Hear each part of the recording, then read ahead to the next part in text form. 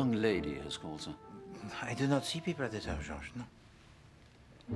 No, sir. Does she give a reason for wishing to see me? She says Mrs. Oliver recommended you, sir. It's about a murder she might have committed. Might have committed? You mean she does not know? But this is not very satisfactory, Georges. But on the other hand, it might be interesting. Help me to dress, s'il vous plaît.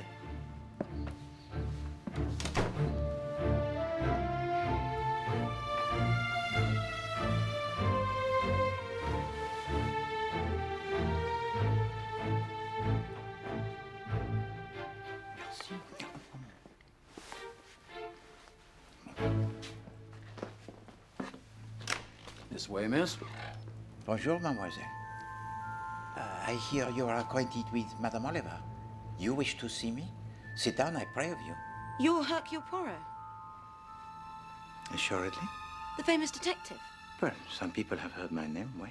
Now, how may I help you, mademoiselle? My manservant mentioned a murder that you might have committed.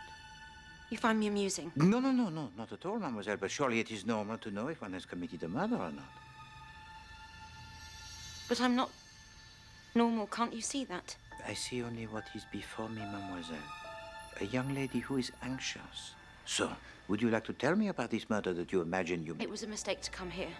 I thought you might understand. I thought you might be able to save me. Save you? But save you from what, mademoiselle? Nothing. It doesn't matter now. It's done. Besides, you're too old.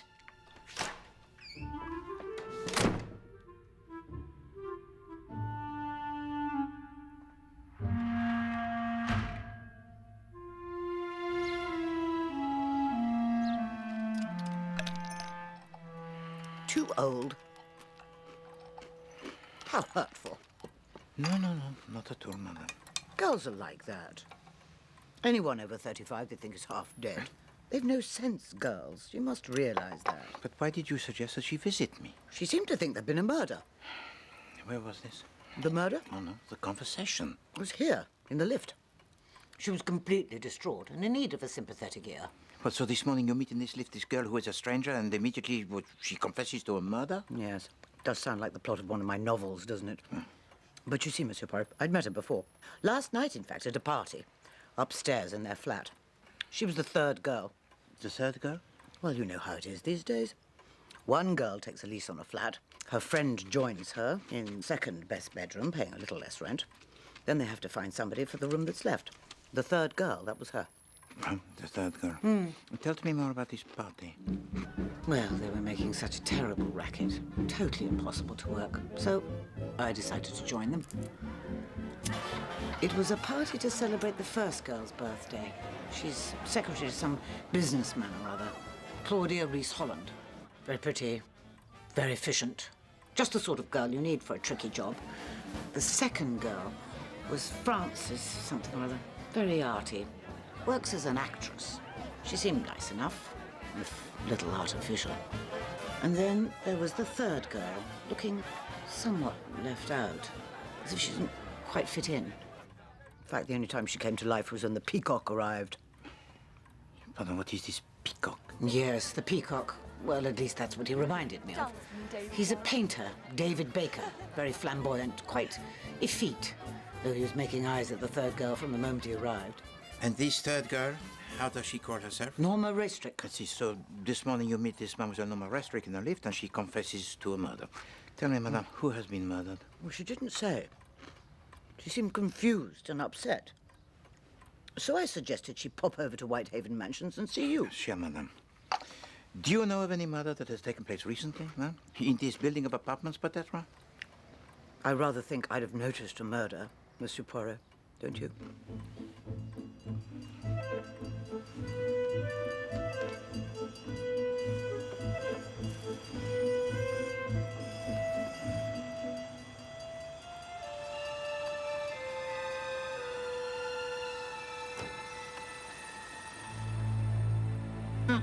Inspector Nelson arrives.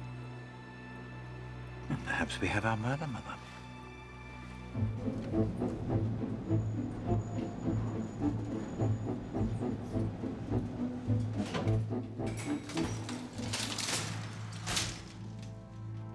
Constable, will you tell the Inspector Nelson that Hercule Poirot is here? Yes, sir. Merci. Poirot, I'd have guessed you'd turn up. Inspector Nelson? Took her own life, clearly. That is certainly the impression. Who was the unfortunate lady? Lavinia Seagram. According to the concierge who found her, she lived here for many years. Kept herself to herself, very few visitors. Drank a lot. A very unhappy woman. Now tell me, what are you doing here? Merely rendering a visit to a friend.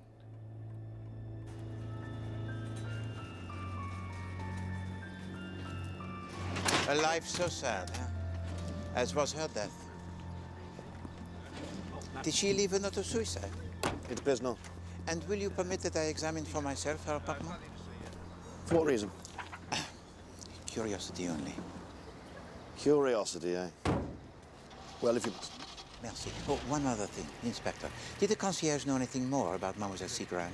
For instance, from where did she originate, or how did she live before she came here? Only that she used to work as a nanny. Ah, merci.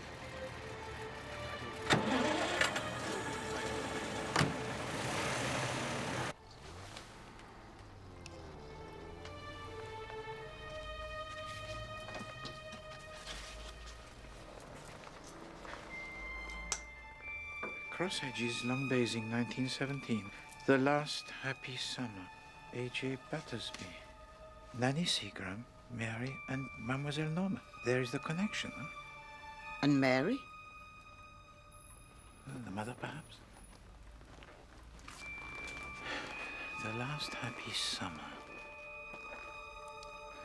I feel that there is here something strange.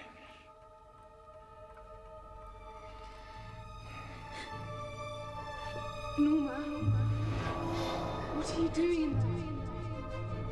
Norma. Come on, come in. Norma, would you like me to come and sit with you? No, I'd like to be alone. But unfortunately, we are stuck with you. She's in such a state. She keeps muttering something about blood.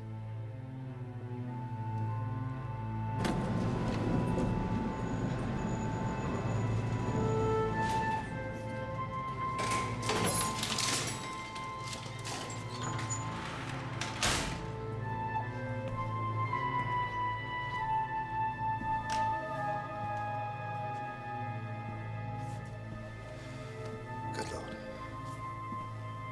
Poor Nanny.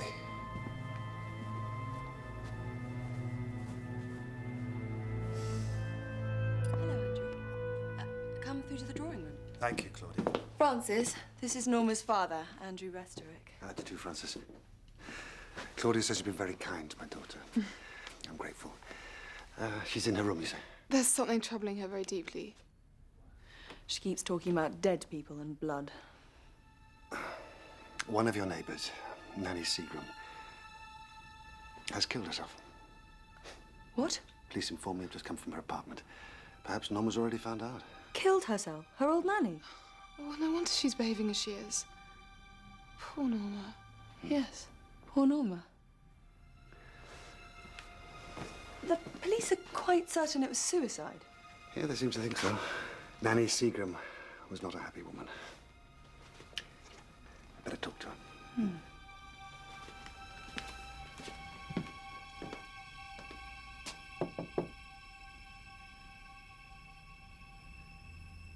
I was there.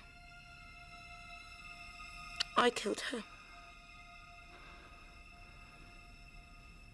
You haven't said this to anyone else, have you? I said something to Mrs. Oliver, I think, and to an old man I met. But no one believes me. Because it's not true. Look, I think I can help you. There are places where you can get help for these morbid thoughts. An asylum, you mean?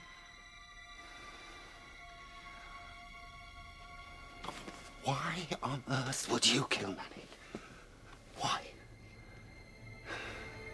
What do you mean you were there? Her wrists were cut open. I had a knife in my hand. So what you going to do? I want to help you.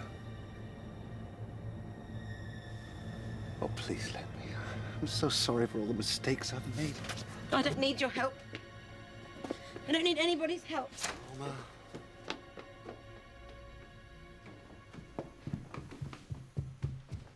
David, what are you doing here? I came to see you. Thought you might like to go for a walk. What's troubling you? I think I'm losing my mind.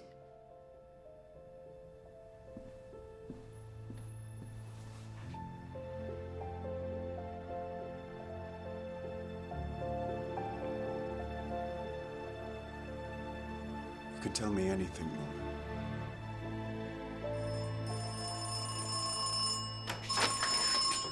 Yes, can I help you? Yes, I'm Ariadne Oliver, the novelist. Sorry, we don't buy or sell anything at the door. I was a guest at Claudia's party the other You're night. the woman who's always complaining about the noise. Only when you're dancing.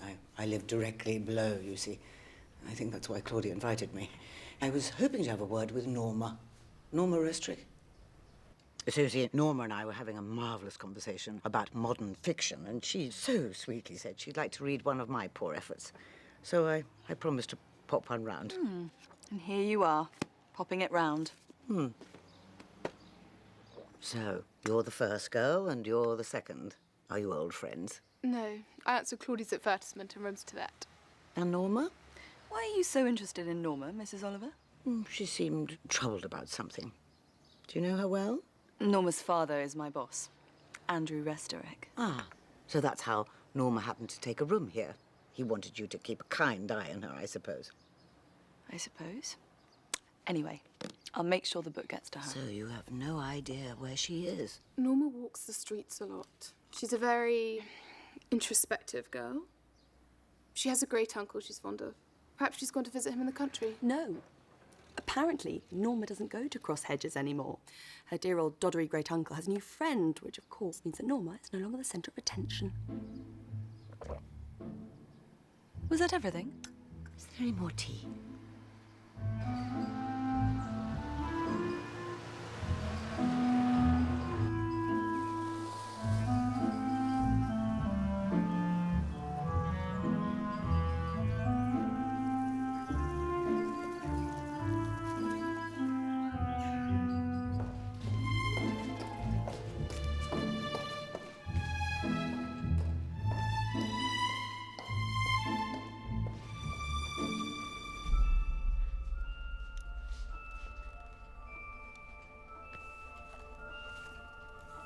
The last happy summer.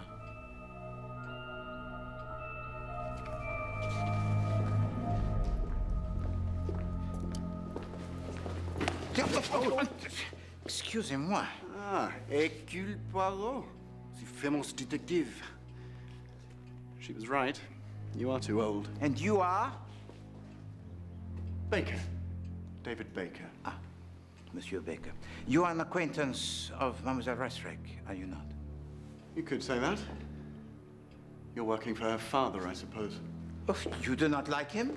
I've never met him.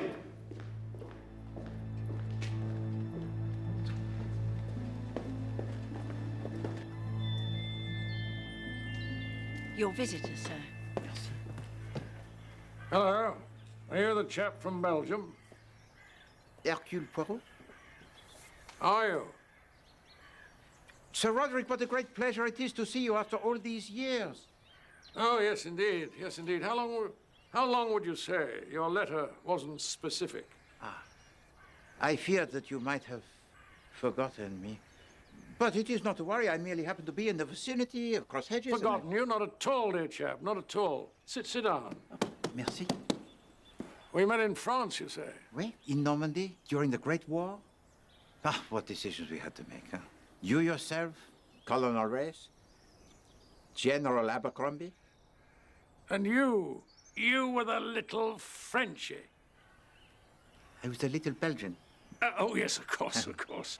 Those were the days, eh, Poirot? Do you ever see old Abercrombie? Well, here and there, oui, from time to time. Tell me, Sir Roderick, I could not help but notice in the hallway by the stairs A portrait so fine. Ah, yes, lots of those. This was a portrait of a woman so beautiful. And it seemed to me that there must have been at one time a companion piece hanging by its side. Once upon a time, not anymore. Mary couldn't stand the sight of it.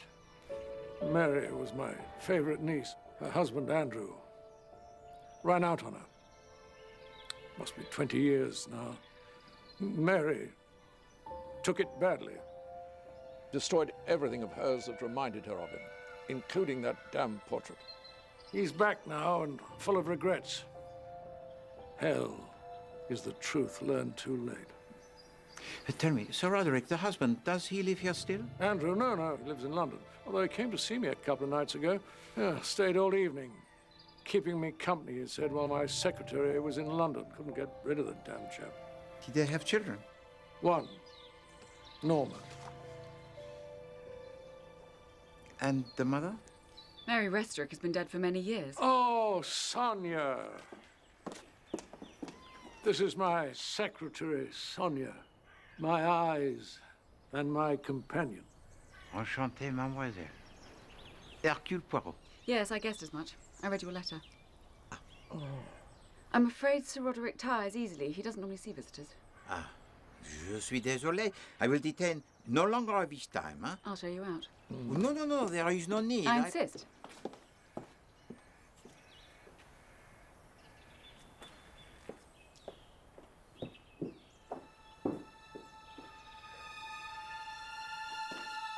Madame Restrick was a woman most striking, no? Evidently. May I ask, how did she die? I'm told she died suddenly. How sad. But her daughter comes to visit her granduncle, no? Norma doesn't come here anymore. But for what reason? I have no idea. Nobody ever comes here unless they have good cause.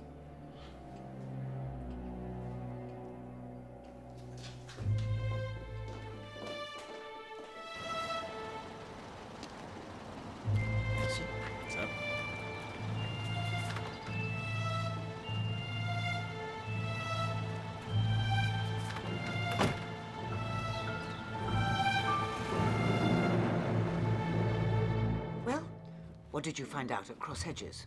Nothing. How dreadfully dull. Not at all. The fact that Poirot discovered nothing means that there is a great deal that is being concealed. What did you find out? Well, the first girl told me Norma's had a falling out with her great-uncle. Something about a new friend he has. Ah, that I can understand. And the second girl? She spoke more warmly about Norma. Frances Carey, the Bohemian one. Right. No idea how to make a cup of tea. Where was the girl brought up? And you were with Mademoiselle Restrick all of the evening? It was the party.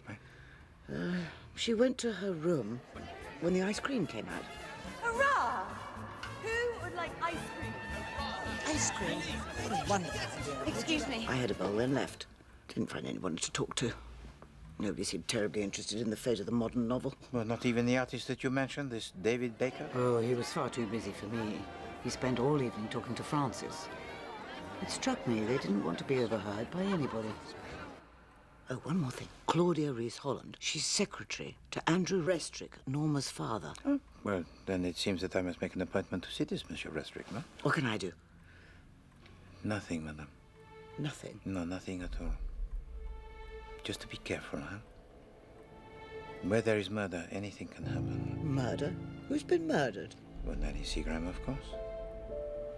So, you don't think she took her own life? No. Not for 1 second.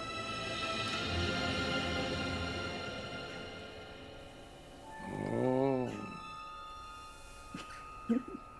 I decided to buy some new shoes. Do you approve? I like the leg.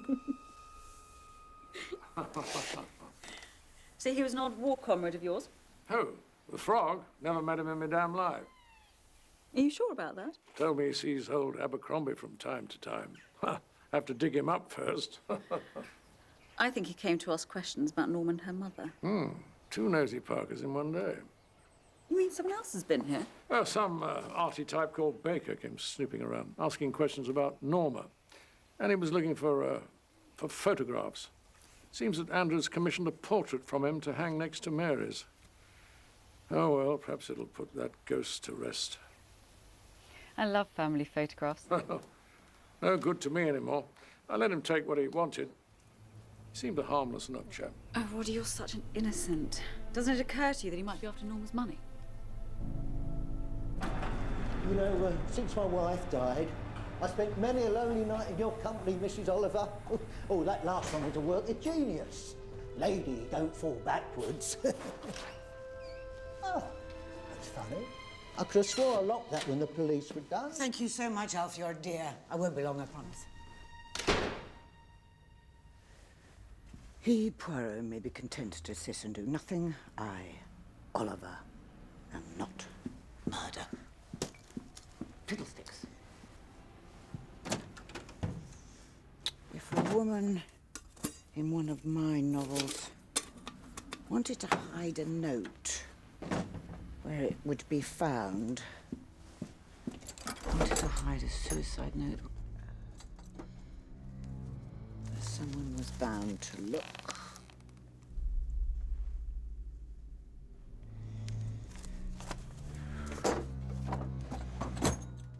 Someone was bound to look. Where someone was bound to look.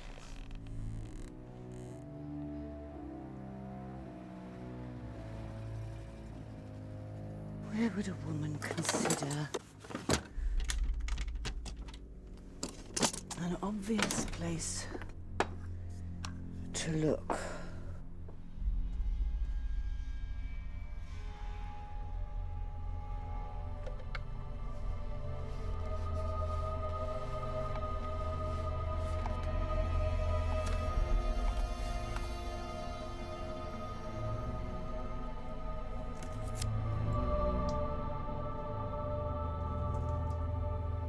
To be given to the police in the event of my death.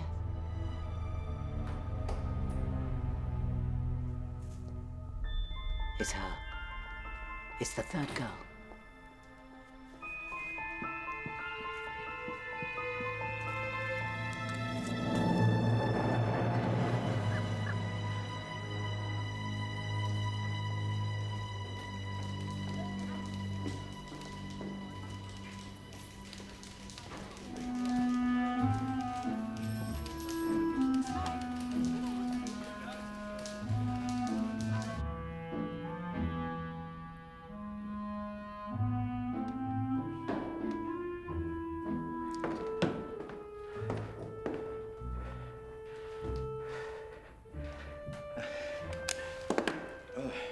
Can I help you? Un moment, s'il vous plaît. I wonder if it might be possible for me to see a Monsieur Andrew Restorick. Hercule Poirot. Take a seat. Merci.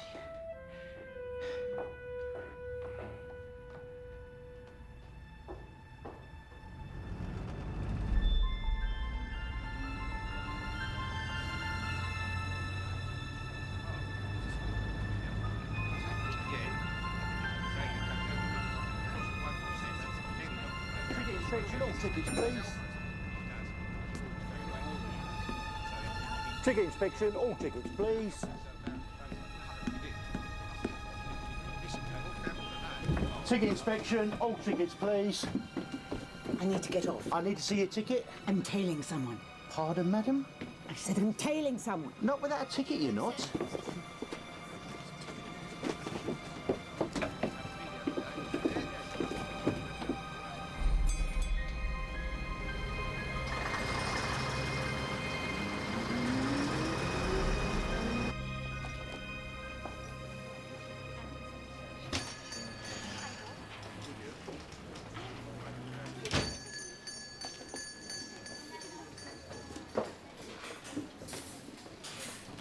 Yes, dear. Bath bun and a cup of coffee, please. Sorry?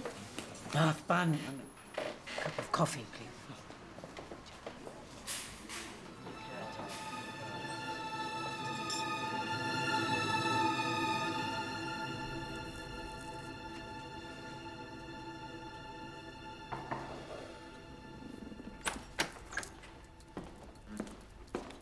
Monsieur Hercule Poirot. Monsieur Respect? You're the chap who called on Uncle Roddy, pretending to know him from the war. I wondered if he was just being polite. And I am aware, of course, that he does not care for visitors. But not in your case, of course. I'm a busy man, Poirot. State your business. I am come to talk with you about the visit rendered to me by your daughter. You've met Norma? Oh, yes, indeed. She asked me to save her. Save her? From what? Well, that I do not know. Do you?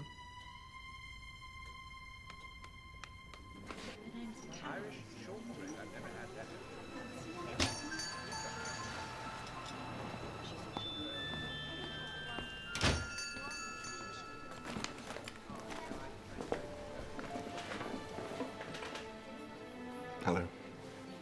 Hello. I'm afraid I can't stay very long. I have somebody coming to the studio. A portrait.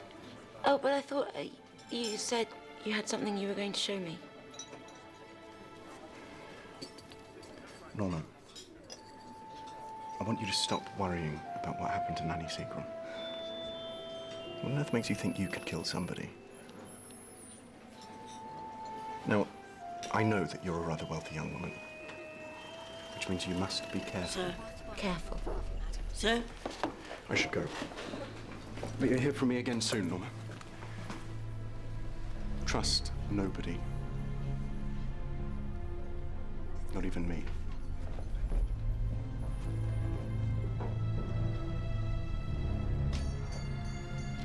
Waitress. My bill, quickly. My daughter, Norma, has often needed psychiatric help since her mother died.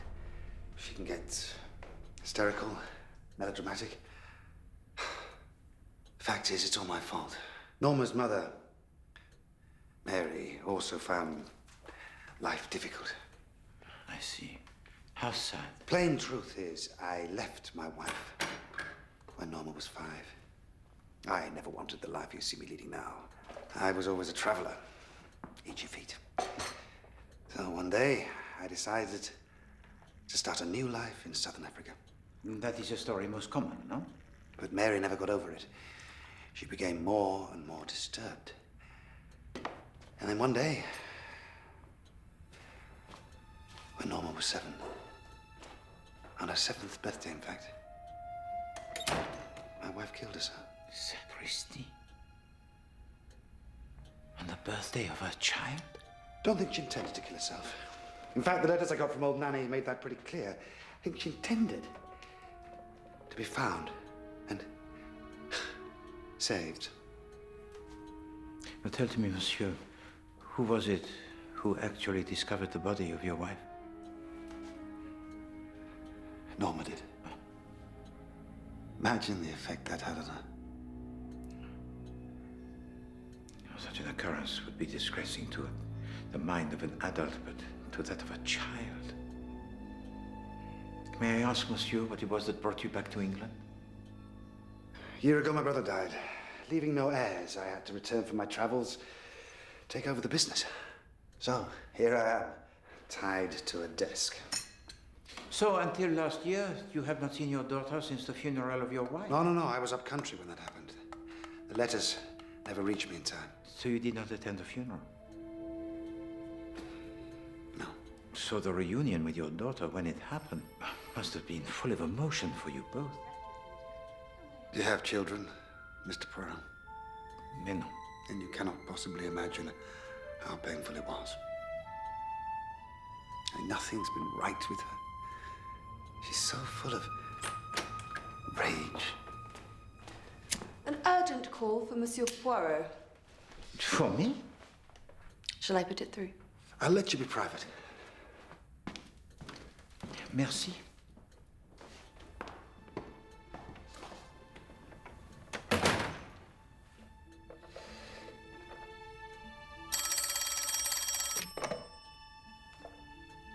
Hello? It is I, Poirot, who speaks? It's Daphne from the Mary Shamrock Tea Rooms. I think perhaps you have the wrong number. Mrs. Oliver said I was to speak only to you. So your Mr. George gave me this number. I've tracked you down, Mr. Poirot. I'm to tell you something urgently. Tell to me what? The third girl is in danger from the peacock. The peacock? And I was to tell you that Mrs. Oliver is now tailing the peacock to his studio. I understand. Thank you very much.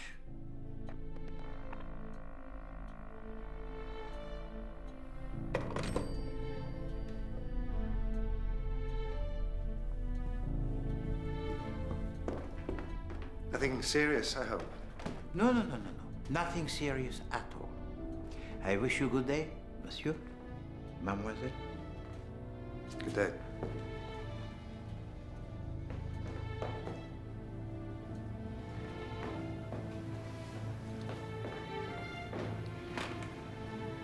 Is everything all right? Have dinner with me tonight.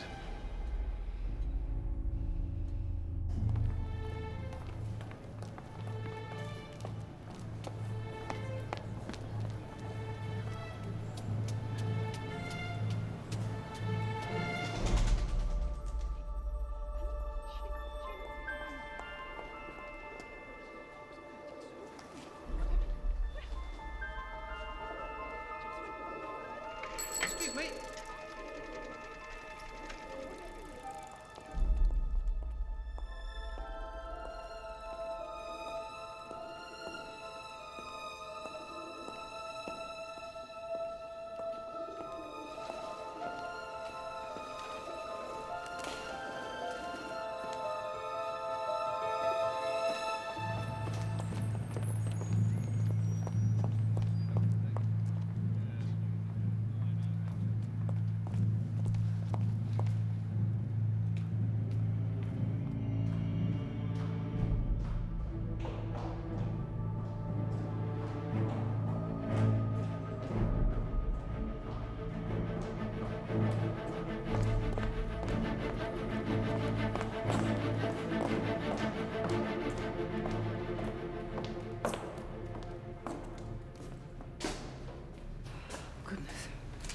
I'm really not good at this. You're not, are you? Oh, goodness.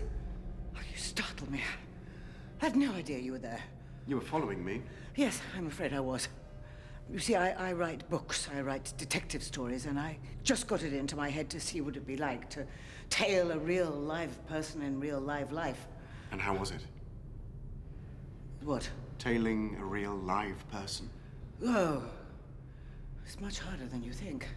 You're probably frightfully angry, but there's really no need. I'll just toddle. You were at the party, weren't you? Boring everybody stiff about the decline of the modern novel. And then you're in the cafe, too. Well, don't you want to see where I was going? Don't you want to follow me all the way to the end? Why not toddle up there, hmm? Oh. Thank you.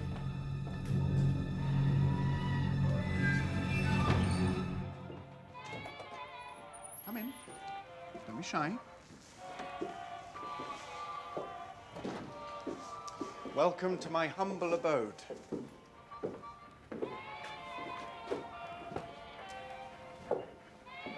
Oh, is this yours? Girl demanding an abortion. What do you think? Oh, dear. Ah, here already. Keen as ever, I see. Mrs. Oliver, our paths cross again. Miss Carey, I'm so sorry. I didn't recognize you at first without any... Without my clothes on? Yes. Completely naked. Mrs. Oliver kindly came round to the apartment to leave a novel for Norma to read. Did she? That was kind. What a series of coincidences. And there I was, in the tea room when Norma and David were having a cup of coffee. Were you really? Yes, we were, as a matter of fact. Extraordinary coincidence. And then she decided to see what it would be like in real life to follow someone. And of all the people in London, she chose me. Well, that's not quite how... And how are you enjoying your slice of real life, Mrs. Oliver? Do you know, it's absolutely fascinating. Well, I don't want to take up any more of your time. Can I offer you a drink? Thank you so much, but I don't drink. Oh, the lady doesn't drink. Who'd have thought it? Do you know where you are? Yes, I'll be fine. Oh, your paintings are really very good. terribly impressive draftsmanship. Oh, and I like the title too. Girl Demanding an Abortion. I think the public will respond.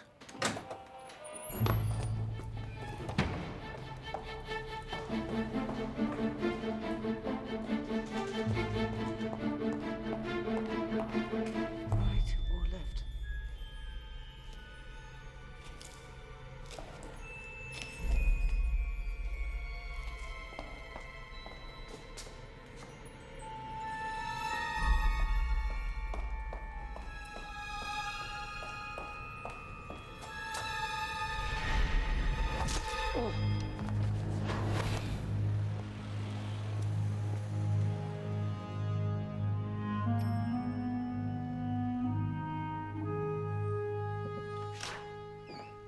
Yes, sure. The concierge finally answered the telephone, sir. He hasn't seen Mrs. Oliver since earlier today when she left Borodine Court. She left in a great hurry, he says. That will be Madame Oliver now, George. Please to show her in. Come quickly, Monsieur Poirot.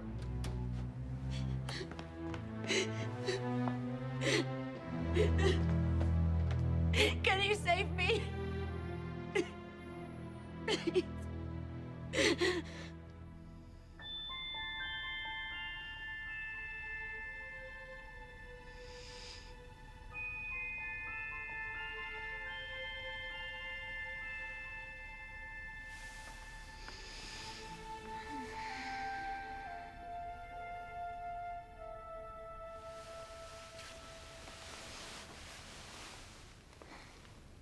Monsieur Poirot.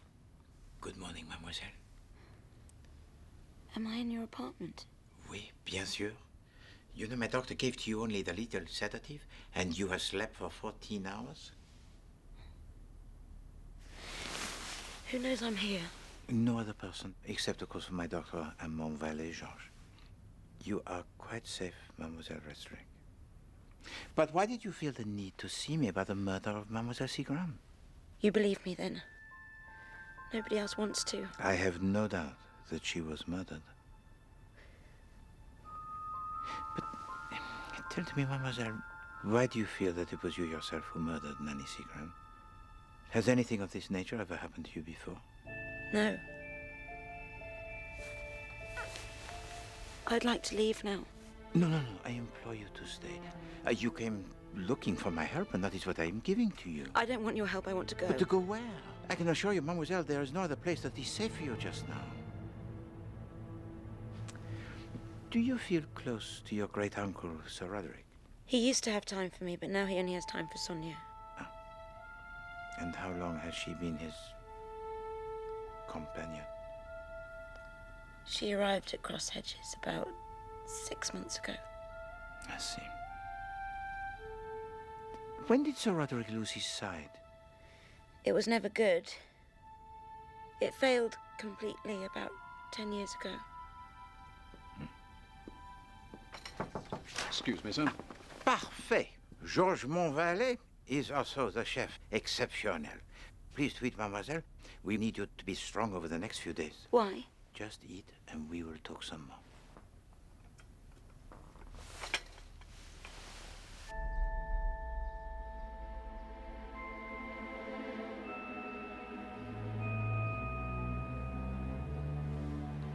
Catch the peacock. Tell the police in the event of my death. You've been hit on the head, Mrs. Oliver. Who are you? Who? Who? Who hit you on the head? Who are you? Ah, I know who you are.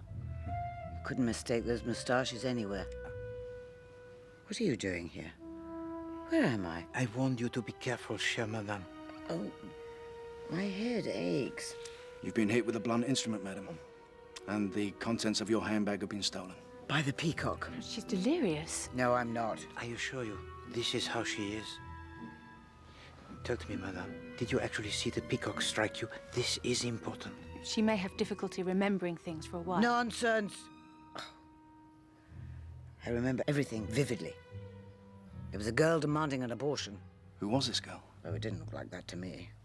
It was the second girl. There were 2 girls demanding abortions. Did you actually see the peacock strike you, Mother? No, I didn't see anything. It all flew by so quickly. Can you remember what was in your handbag? I think I'll go to sleep now. Bon. I bid you good day.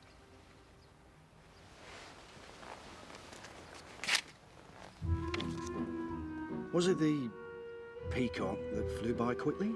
They jump, don't they? You have a visitor, sir. George.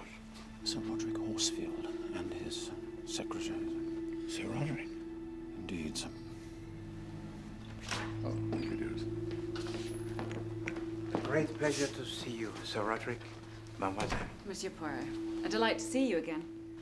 Wonderful thing, the telephone. Rang a friend, top brass, Scotland Yard. Tell me all about you. I am gratified that you even remembered my name. Pleased to sit. Sonia remembered it. Little chap, big moustache.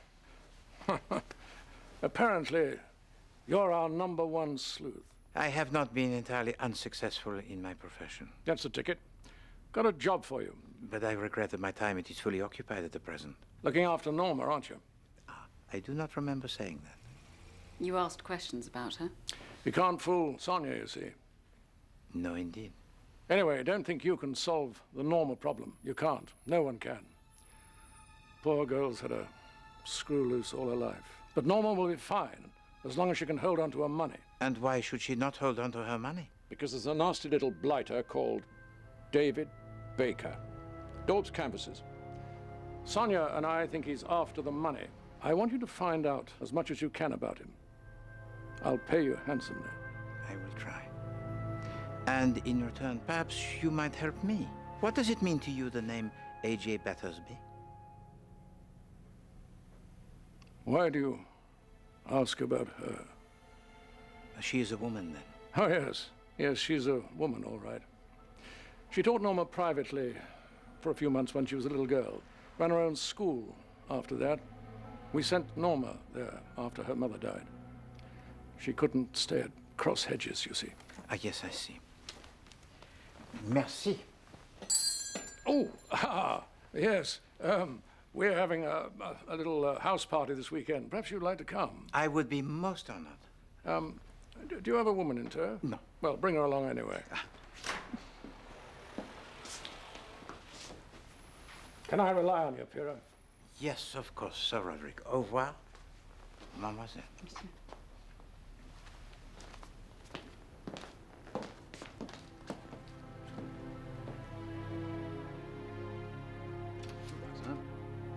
Thank you.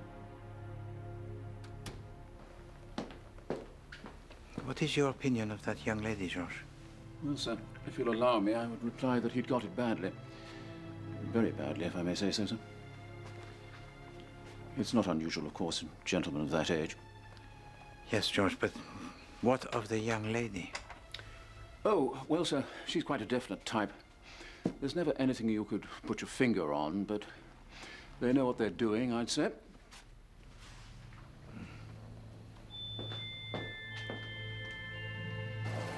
On the street. Well, what do you make of that? The little frog's not nearly as brainy as he thinks. However, if he can help me stop that canvas daub in his tracks, all well and good. Who's my clever, clever man? Now, should we conclude the day's business? I spoke with your father recently. You're working for him, is that... No. I wanted to meet him. He told to me that he asked Mademoiselle Claudia Rees-Holland for you to be the third girl. He didn't have to ask. The company owns the apartment. Ah. And nannies, of course. And you and Mademoiselle Rees-Holland have become friends? I have no friends. I thought I had David. Ah, Monsieur Baker. You have fallen very much in love with him, no? I was just being silly. It was naive of me to confide in him. You know, Norma, you really are a lovely girl. Especially when you smile. Is my heart supposed to melt now? He must have thought me an easy catch.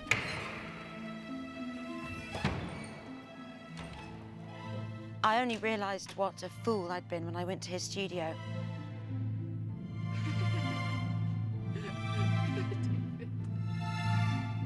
Norma, this isn't what you think.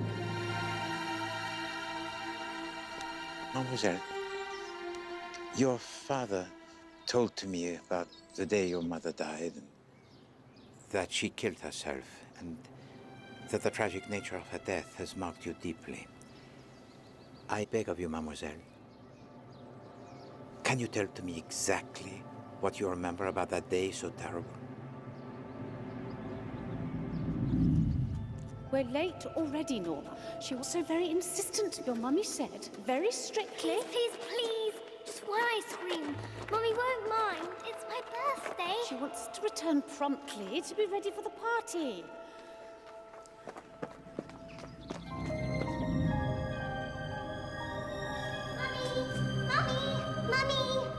Mummy, look what I got you.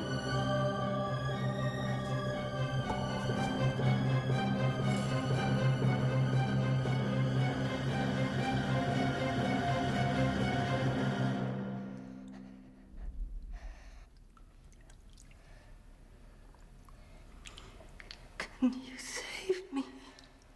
But I couldn't save her.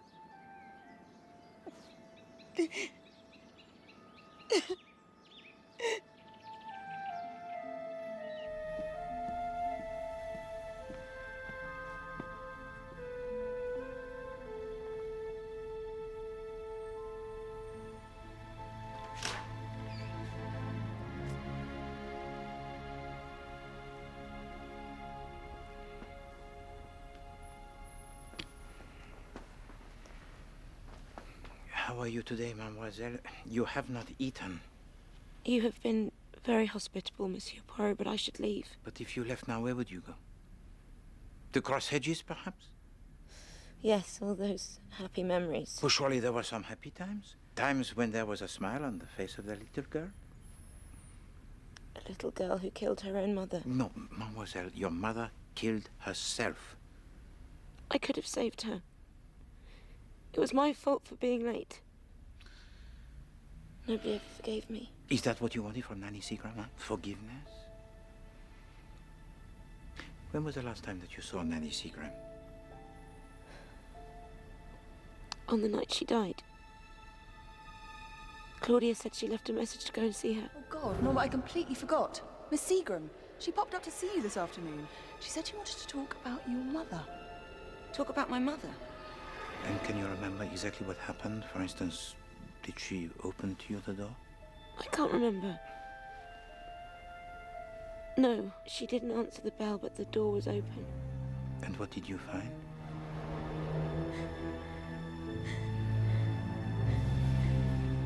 I had a knife in my hand. No. Do you habitually carry a knife? It was in my drawer. I opened it and there it was, just lying there. Do you remember putting it there? No. So did you take the knife with you? What? I must have done. It wasn't there later.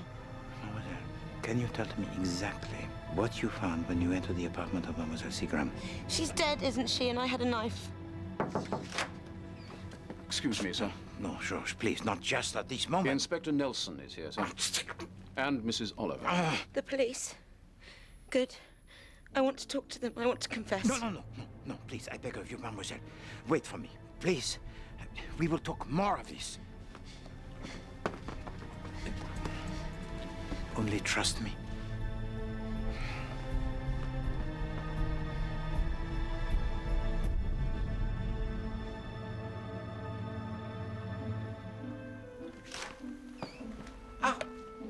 Madame Oliver. Inspector, you are recovered, I see. Fully, thank you. And my memory has returned. The letter. The letter? Miss Seagram's suicide note. I found it behind the mirror in her flat, to be given to the police in the event of my death. Yes, but no, pardon. That cannot be. Are you saying that in this letter she announced her suicide? I didn't have time to read it before it was stolen from my handbag. Oh, c'est ça. So how could you possibly know that it was a note of suicide? What else could it have been? What else, indeed? Oh, you always want to make everything so difficult. I'm getting a headache. Inspector, have you brought to me the information that I requested? You'll find everything you wanted in here. Though, what it matters now, I couldn't guess. Inspector, something has happened? It seems it wasn't suicide after all, Poirot. Results of the post-mortem indicate that Miss Seagram died of asphyxiation. Her wrists were cut after she'd stopped breathing. Sapristi. What's more, Norma Restorick's flatmate, Claudia Rees-Holland, visited me a couple of days ago, and she told me Norma had made a clean breast of the business to her father. She also said that he believed the girl had made the same confession to you, Poirot. Just curiosity, eh? Seems you've been deceiving me. Je suis désolé, but to indulge me, if you please, for one moment. Can you remember exactly when it was that the secretary to Monsieur Restrick denounced his daughter as a murderess? It was 2 days ago. 2 days? That was when I was attacked. Do you have any idea where this girl is, Poirot? You can't stop me. Please, miss. I'm here. I'm Norma Restorick. I killed Nanny Seagram. Norma Restorick, I'm arresting you on a charge of murder. Thank you for trying to help me. I take a very dim view of this, Poirot.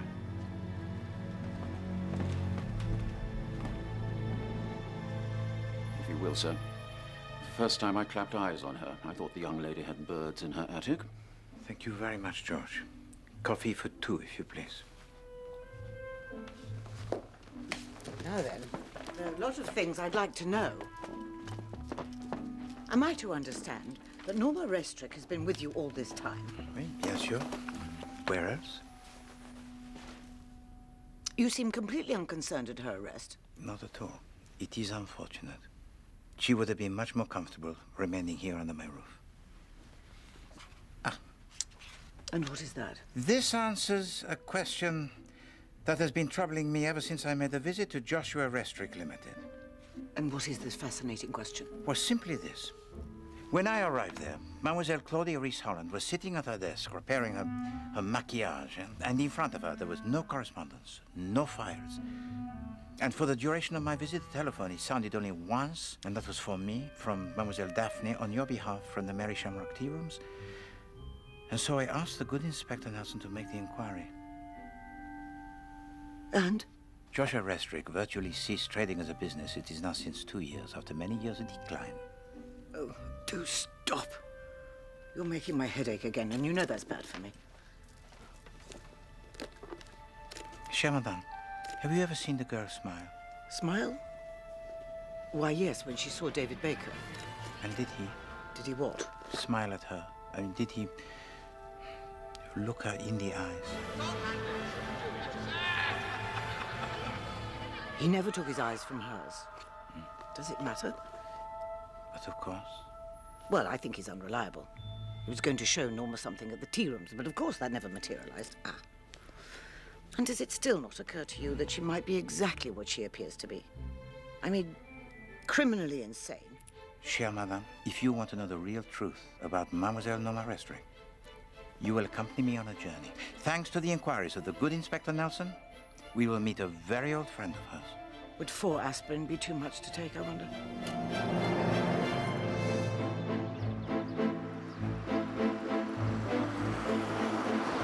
Where did you say this fancy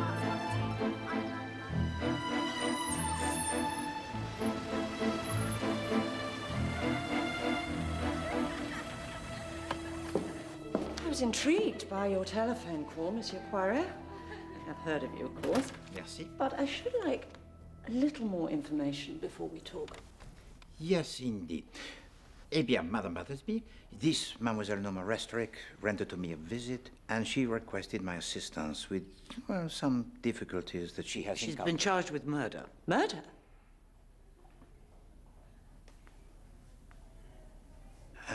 So firstly, may I ask, did you like Mademoiselle Norma Restrick when she was here as a pupil? I like all my girls. Oh, yes, of course. But what sort of girl was she? Oh, not scholastically brilliant, but adequate. And before, when you taught her at Cross Hedges? Well, she was very young, only 5 years old, and my appointment was a very brief one. Oh, for what reason? There was an opportunity to set up my own school. Well, so you left your employment in the family restaurant to set up this school? Yes. Well, that was an undertaking most audacious, no? It wasn't easy to make ends meet at first, but the school soon started to pay for itself. Bon. And tell me, did Mademoiselle Norma Restrick ever smile? I beg your pardon? I think he means, did she seem a little neurotic? I think you're aware, Monsieur Poirot, that Norma's had to receive psychiatric assistance on more than one occasion, including while she was here. Which is hardly surprising given her home circumstances. Her father, to whom she'd been extremely attached, left home suddenly, and, well, her mother didn't cope with that very well, I think, and the tragedy of her suicide. No, since you mention it, I can't recall Norma ever smiling after the death. Her bedroom here became a shrine to her dead mother.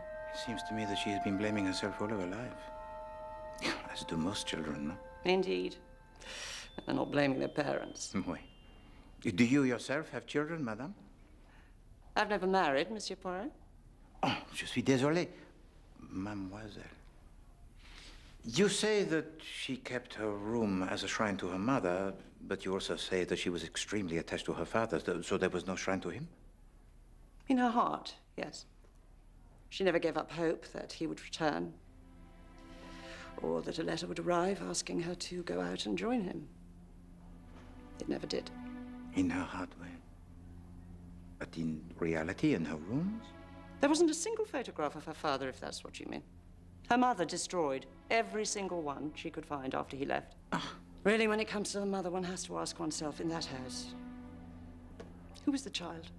Vraiment. Who was the child indeed, huh? And you yourself could not provide her with a photograph of her father? Well, me? Well, from the photographs you took of the family, I mean. Oh, I see, of course. No. No, I couldn't. Are we done, do you think? Wait. I have all of your novels, Mrs. Oliver.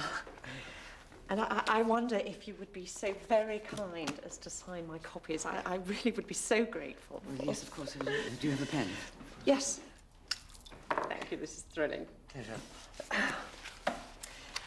I see from my records that Norma's about to reach her 25th birthday. She's quite a catch for somebody, given her wealth.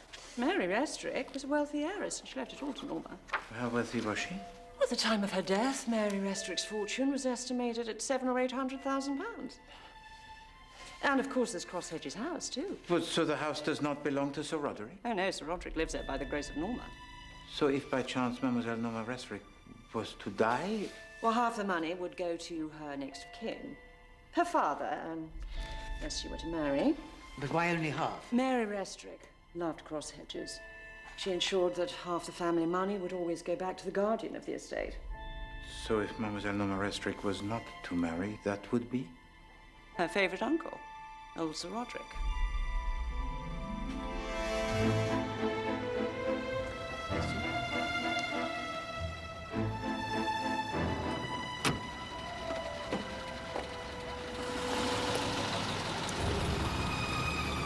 This Sonia woman you told me about, she's obviously hoping old Roderick will come into Norma's mother's money. Didn't you tell me Sir Roderick asked you to flush out David Baker? I said, it seems to me I heard that you, madame. I am thinking. It is my custom. Oh, is that all? What about? Tell me, madame, when you entered the apartment of Nanny Seagram, against the advice that I gave to you most expressly, but let us overlook that for now, how did you gain the entry? Oh, Alf, the concierge. He'd do anything for me. He's my #1 fan, he says. How gratifying. He let you in?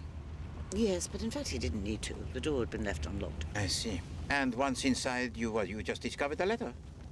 And I didn't tell you how. No. It was terribly clever, although I say it myself. I simply asked myself, where would a woman hide? Yes. But did anything else happen? Well, for a second I had the feeling that someone was there in the apartment. But of course I imagined it.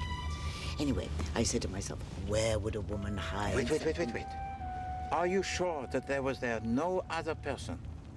Does it really matter? This is of the utmost importance, madam. Oh, you really are the most maddening man. I couldn't say for certain one way or the other whether someone else was in the apartment. I rushed out, chasing after the third girl. Oh. Bon. All is becoming clear.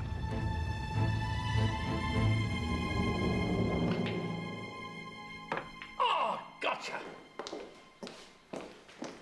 Sir Roderick. Oh, it's you again. I've bought Mr. Restrick's portrait. Well, come here. Come on. Closer.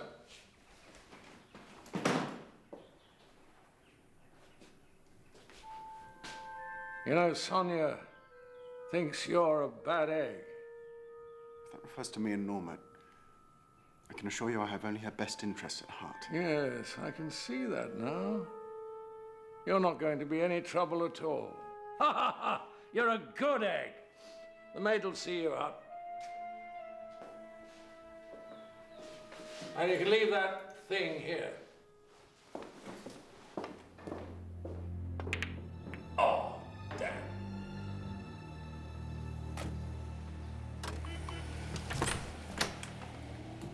Ah, my dear Alf. This is Monsieur Poirot. Oh, Mr. Poirot. Monsieur? Tell me, you a fan? Ah oui, naturellement. You read her latest? Ah oui, yes, I am almost sure that I have. Well, maybe you can help me. I've read it 4 times, and I've still got no bleeding idea who done it. Oh. No, it's genius. Keep them guessing, eh, Mrs. O? Monsieur Alf, tell me, if you please, how well did you know Mademoiselle Seagram? I used to deliver her gin for her. According to Inspector Nelson, she drank a lot of gin, huh? Well, say more and more. And since when? For instance, did her liking for the drink increase suddenly? Yeah, for about the last 6 months. I see. And tell me, what else did you do for her? For instance, did you post the letters for her? She very rarely received or sent letters. Ah, so for her they were memorable, perhaps, huh? And tell me, did you by chance post a letter for her shortly before her death? Oh, yes, I did. The day before. And did you notice, of course, by chance, to whom the letter was addressed? And this is most important. Well, it did catch my eye. It was to Mr. Andrew Restrick, no? Correct. Did she receive many visitors? Well, that funny girl, Norma. She used to be out there quite a lot. Sometimes her father, Mr. Restrick.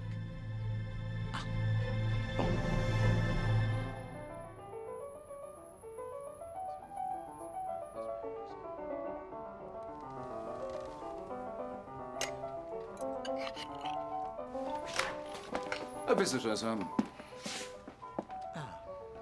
Monsieur Baker, I was expecting you.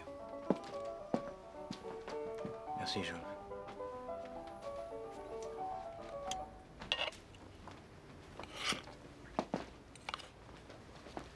I owe you an explanation. You owe to me nothing.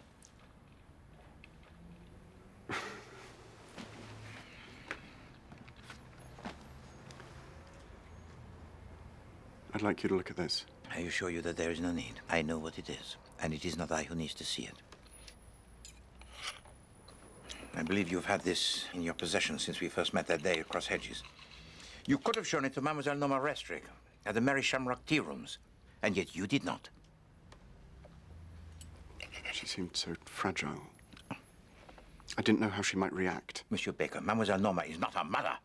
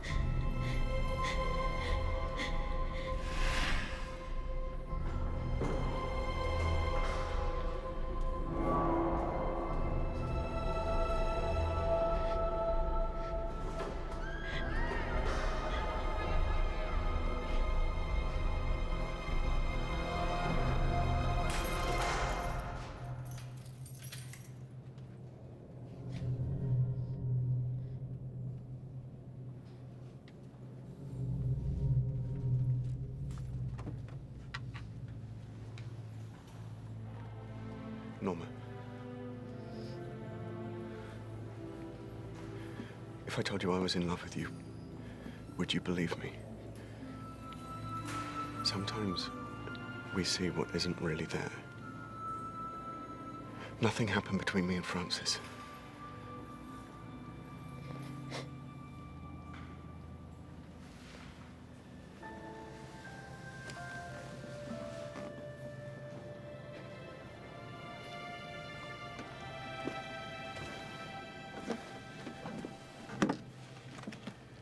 I have to show you something.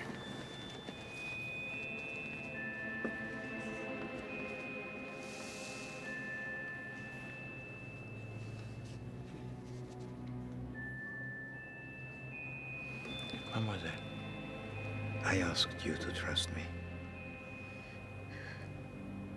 Will you?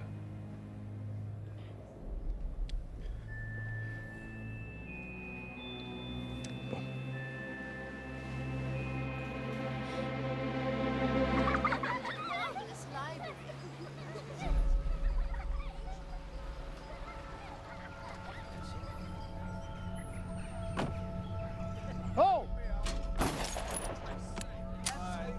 Watch this. I'll do it blind. Paul! Oh!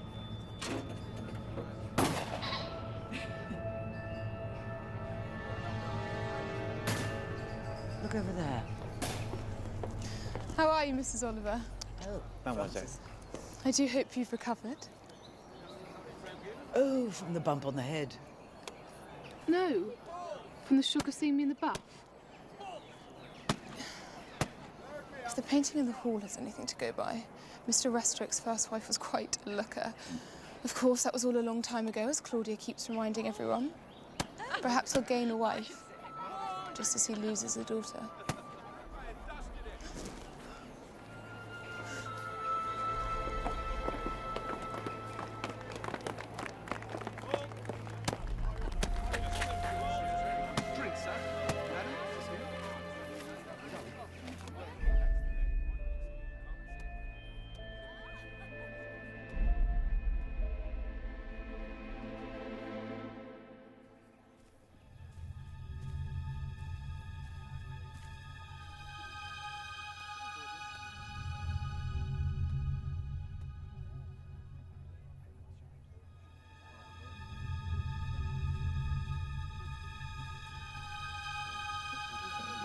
Thank you. Who are you? I said, who are you? I'm your father, Norma. What's she doing here? Norma, are you all right? But I thought... we all thought... What did you think? Darling Norma, please try not to get overwrought. Well, well. Come to spoil another party, have you? What on earth are the police playing at, letting her out? Shut up! Ow! Norma! Norma! I'm sorry, I just don't understand. The police let me go, Daddy. I'm free. That's wonderful. Uncle Roddy will be so happy that you're here. Darling girl, you remind me so much of your mother. If only she were here to see you now. Who are you? Oh my God, she's insane. Norma!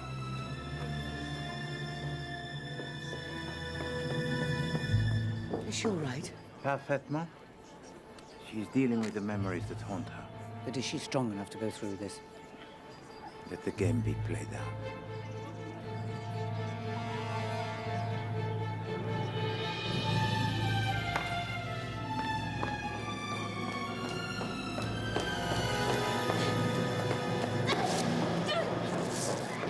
Norma!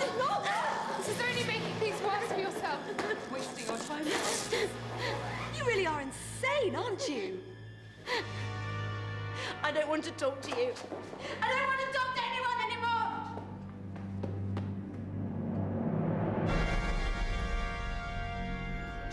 David, darling. May I interrupt? Quieten down, please. Sir Roderick wishes to speak. Oh, thank you. First, I'd like to thank you all for coming here on this special day, especially Norma, who is back with us again. And now, the reason I invited you all here, something that will surprise some of you and not others. 2 weeks ago, I asked my secretary, Miss Sonia Benson, to be my wife. I was astonished to find that she accepted. 2 days ago, worried perhaps that her bridegroom might keel over before she could get him.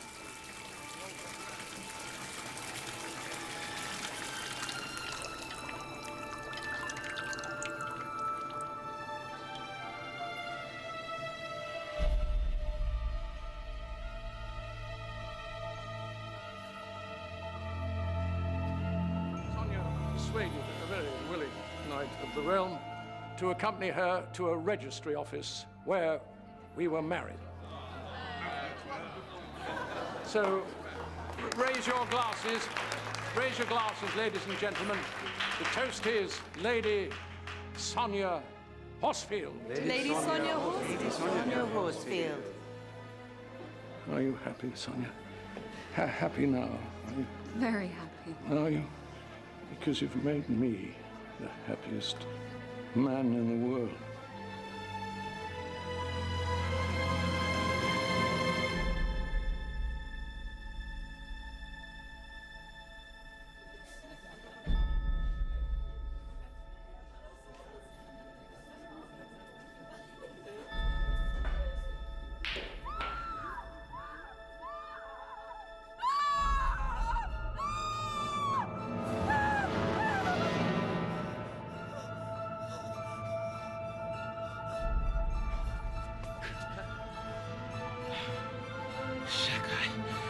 We are too late. Monsieur Restrick, please allow me to deal with this immediately.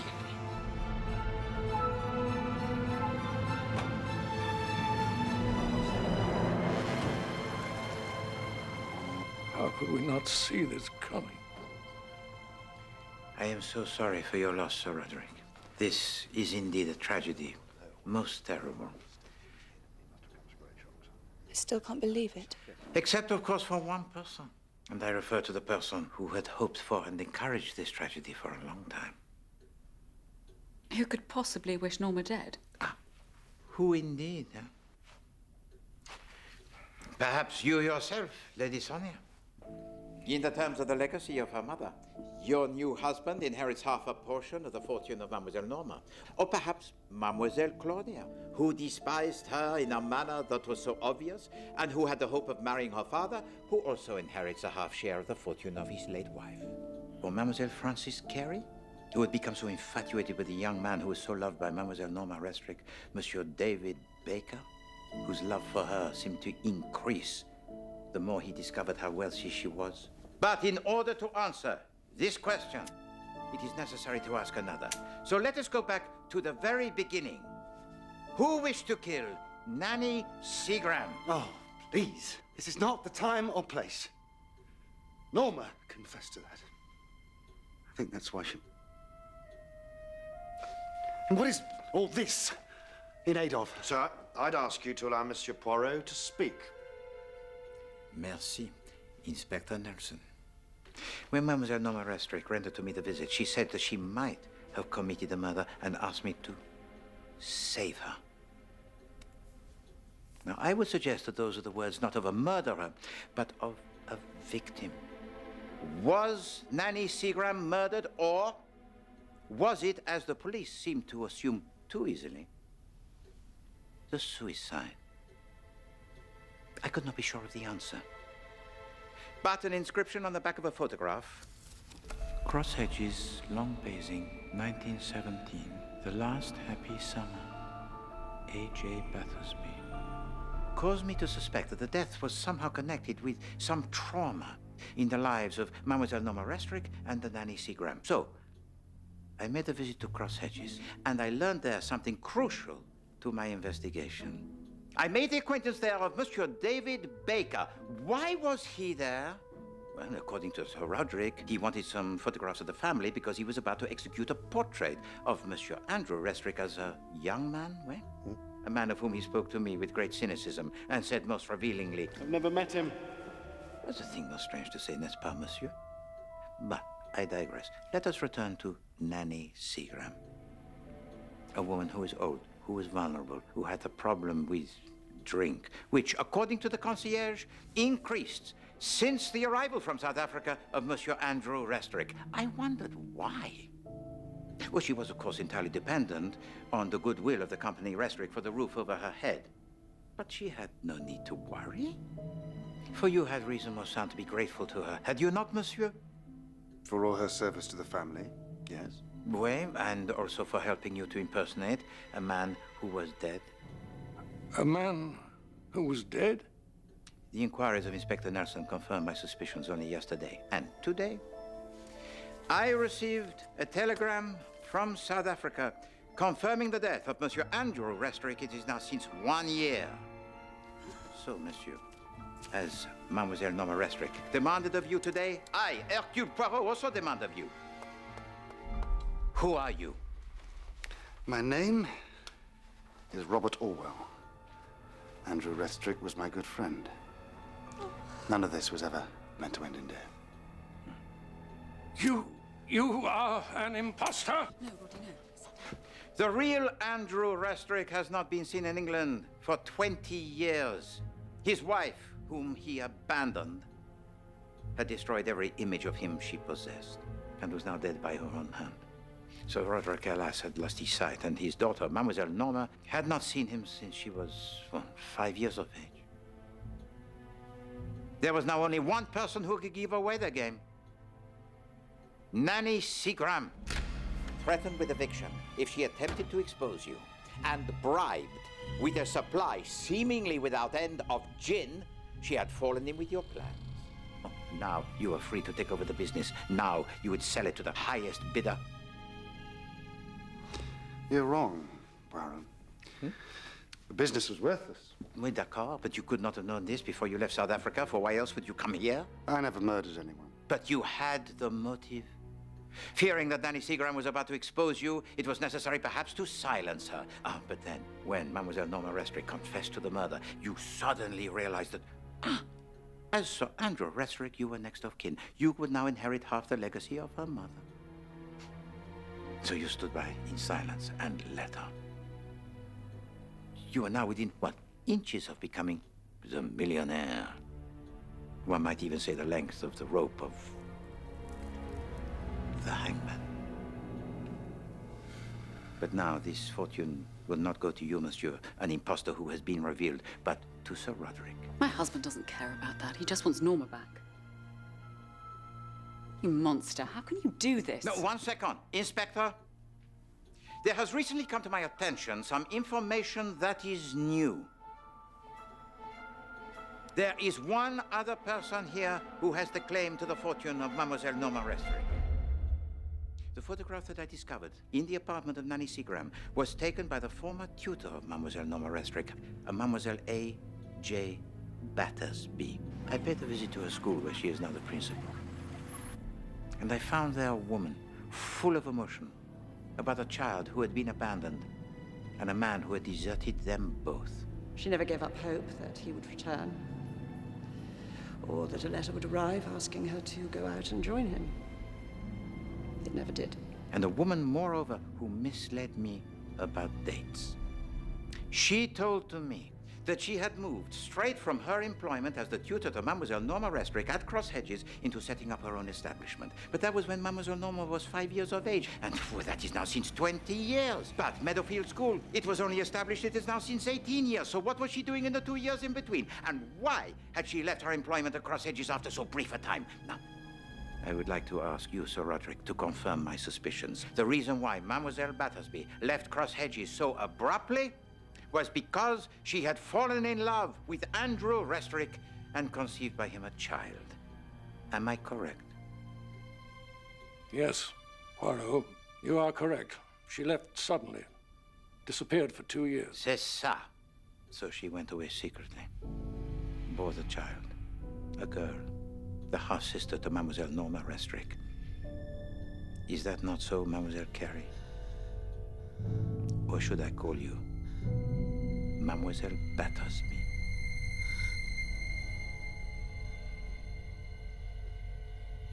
I grew up dreaming that one day I'd find my sister. When I found her, it was like a miracle. I knew Claudia worked for the family firm, and I couldn't believe my luck when Norma moved in too. I longed to tell her she had a sister. And now she'll never know. No. And the irony? With Mademoiselle Norma gone, you have a claim that is legal to her fortune after all? Does she?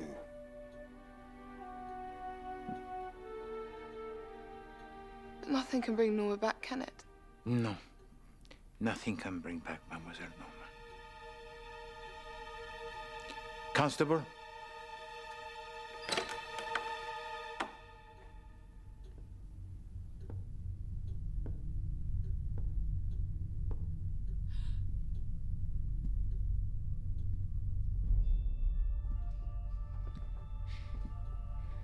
Norma.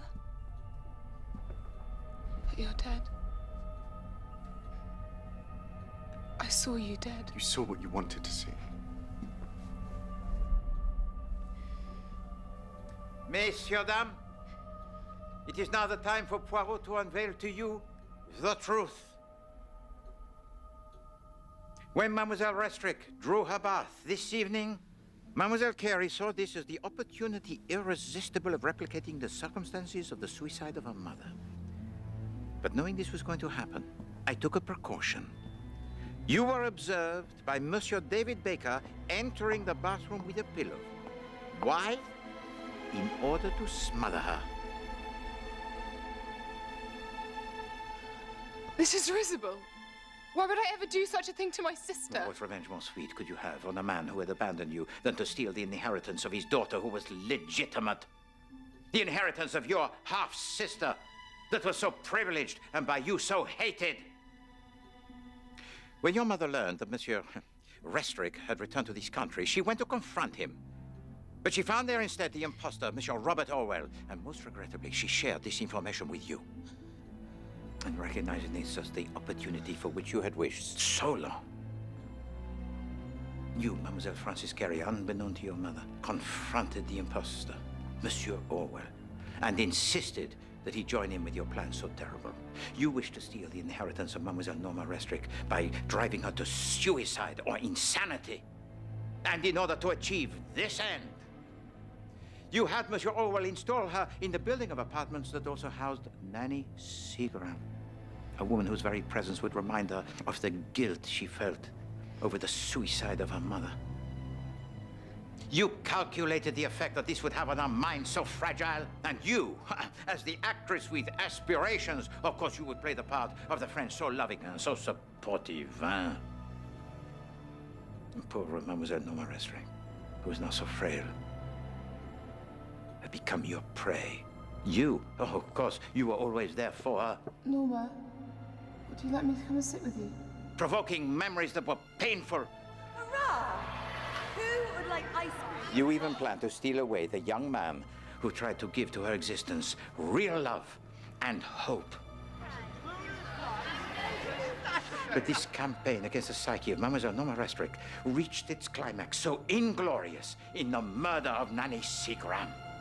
It was no accident that Mademoiselle Norma Restrick felt responsible for her murder. You orchestrated this conviction with precision. Your plan depended on two knives that were identical. The first knife you left in her room where you knew she would look. And then before the party, before Mademoiselle Restrick could reach her, you sealed the fate so brutally of Nanny Seagram, who was helpless, and left behind there the second knife.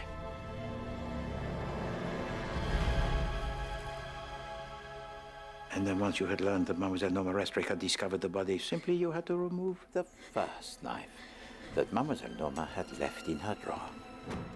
And now, with her mind in a state of total confusion, Mademoiselle Norma Restrick was fully convinced that she had committed the act, and she was headed now perhaps towards the suicide. But when she confessed to the murder, The result would be the same. She would hang. And when she was released from prison this morning, there was only one option open to you. To hurry along her death. But I, Hercule Poirot, had promised to himself to save her. And the only way I could do this was to kill her before you could.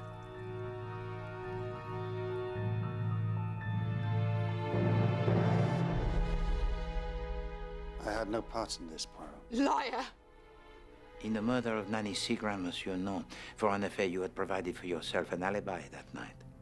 But I did wonder why someone wanted to be somewhere else in a manner so obvious on the night of the murder. That night you were here, you knew what was going to happen? Naturellement. How? Because the killer was his accomplice, Mademoiselle Frances Carey. Excuse me a moment. Can you explain why one of them decided it was necessary to attack me? Well, Madame, all this hinges on a letter that was written by Nanny Seagram. She could endure the pretense that Monsieur Orwell was Monsieur Restrick, but the sheer wickedness of this new conspiracy proved too much for her. So, she wrote to you a letter, did she not, Monsieur? Threatening to denounce you if you did not desist. And in order to protect herself from your retribution, she hid a copy of that letter to be read in the event of her death, and told to you that she had done so. So now, in your eyes, Mademoiselle Carey, Nanny Seagram had to die, and that letter had to be retrieved. But Madame Oliver had got there first. It could not have been Monsieur Orwell or Mademoiselle Claudia who had observed Madame Oliver retrieve that letter so incriminating, for they were with me. No, Mademoiselle, it was you yourself who observed her and called Monsieur Orwell to inform him of this fact. And when Mademoiselle Daphne from the Merry Shamrock tea rooms telephoned to me to inform me of the whereabouts of Madame Oliver, you were listening in? Oui, bien sûr. I heard the click as you replaced the telephone receiver a second or two before I did. And now you knew exactly where was Madame Oliver.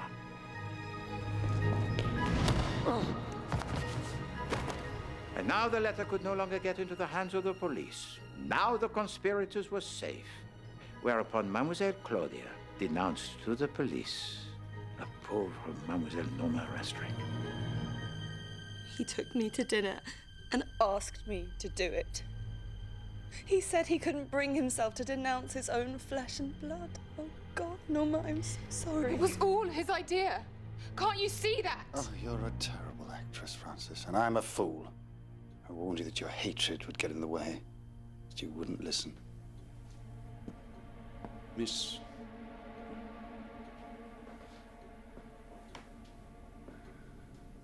Francis. We're half-sisters. Look, David found it in Uncle Roddy's box. It's our father. I see no resemblance. What happened to my father? An accident while we were up country together. He was a good chap. I always liked Andrew. Have you nothing to say to this poor creature you tried to destroy? Is there not one impulse that is honest, human even, in your heart so black? What would you have me say? Did my father ever speak of me? Well, Monsieur Poirot wants honesty. So I'll be honest. I only ever heard Andrew mention you once. He said you were the little bitch who'd get all his wife's money. I knew Andrew was rotten, but you beggar description!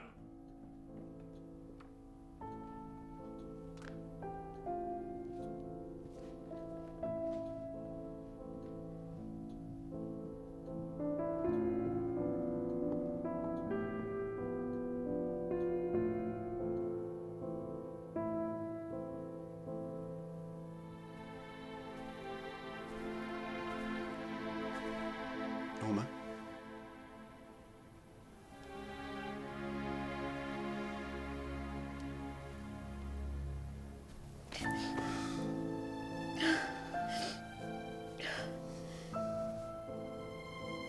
So Sonia wasn't a gold digger after all? No. Nor was the peacock. How did you know? Oh, because you told that to me yourself, Mother. You told me that you saw him smile at her, that he could not take his eyes from hers. And the moment I realized that he was looking for photographs of the family to prove Monsieur Orwell an imposter, well, it was then I knew that he was acting for Mademoiselle Norma and not against her. You do think of things, don't you?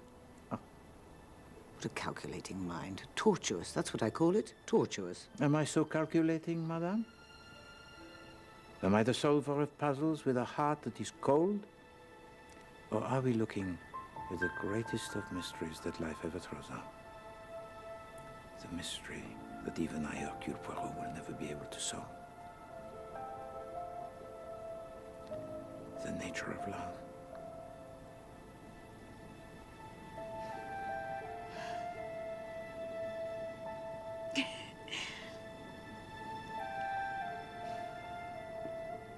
She smiles.